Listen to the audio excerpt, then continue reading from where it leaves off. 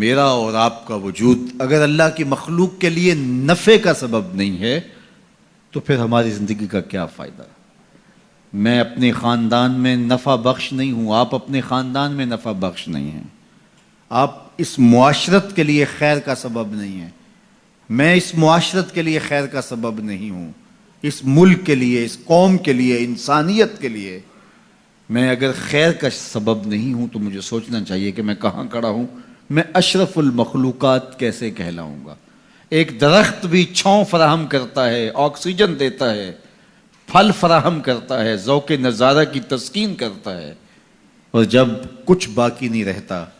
تو وہ لکڑی کا کام دیتا ہے، اور اگر وہ اتنا کمزور پڑ جائے کہ اس سے کوئی چیز نہ بن سکے تو پھر بھی مٹتا مٹتا تمہاری ہنڈیا پکا کے جاتا ہے، تمہاری ضرورت کو پورا کرتا ہے، تمہارے ایندھن کے کام آتا ہے۔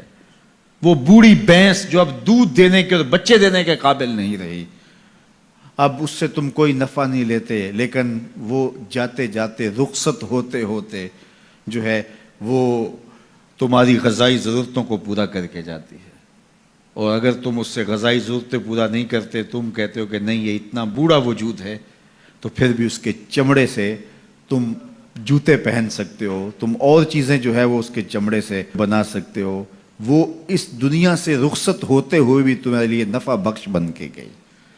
تو اگر ایک جانور اور ایک درخت اور اللہ کی دیگر مخلوقات اپنی رعنائیوں کے دور میں اپنے شباب کے عالم میں نفع بخش ہیں تو بڑھاپے کے اندر بھی ان سے نفع حاصل ہو سکتا ہے، اور جس شخص کا نفع جوانی میں بھی نہ ہو، بڑھاپے میں بھی نہ ہو، لڑکپن میں بھی نہ ہو، سن کہولت میں بھی نہ ہو، تو پھر وہ انسان کہلائے گا۔ اولئک کالانعام بل ہم اضل، فرمایا یہ چوپایا ہے بلکہ چوپایوں سے بھی بدتر ہے۔ تو پھر وہ کیسا انسان ہے جو نافع نہیں ہے، جو نفع بخش نہیں ہے؟ خیر الناس من ینفع الناس،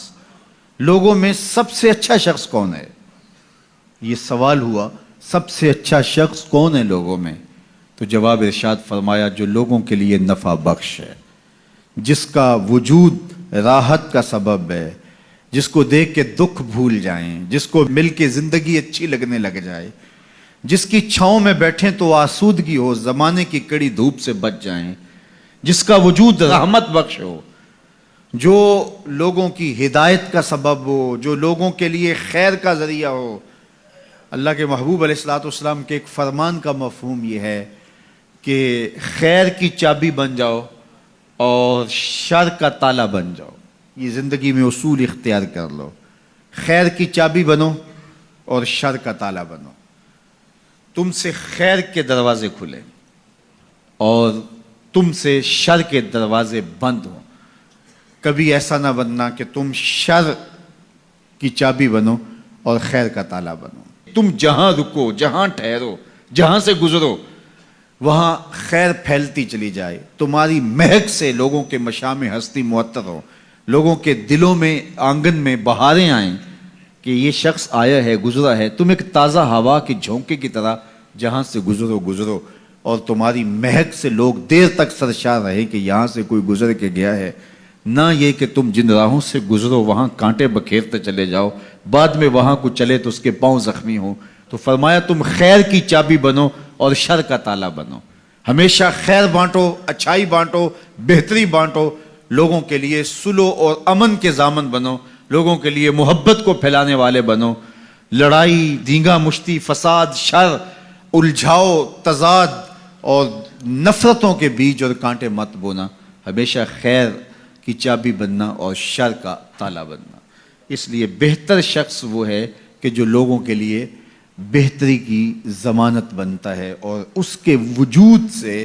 لوگ بہتری پاتے ہیں۔ سب سے بڑی انسان کی ضرورت ہدایت ہے۔ سب سے بہتر اور اشرف لوگ انبیاء علیہ السلام ہیں، جن کے وجود سے ہدایت پھوٹی اور لوگ اندھیروں سے، ظلمتوں سے نکل کر ایمان کی روشنیوں میں آئے۔ سب سے بہتر لوگوں کو بانٹنے والا، لوگوں کے لیے نفع بخش وہ شخص ہے جس کا وجود ہدایت بانٹتا ہو، جس کا وجود خیر بانٹتا ہو، پھر لوگوں کے دکھ اور لوگوں کی تکلیفیں مٹانے والا شخص۔ تو ہمیشہ لوگوں کے لیے بہتریوں کا سبب بنو۔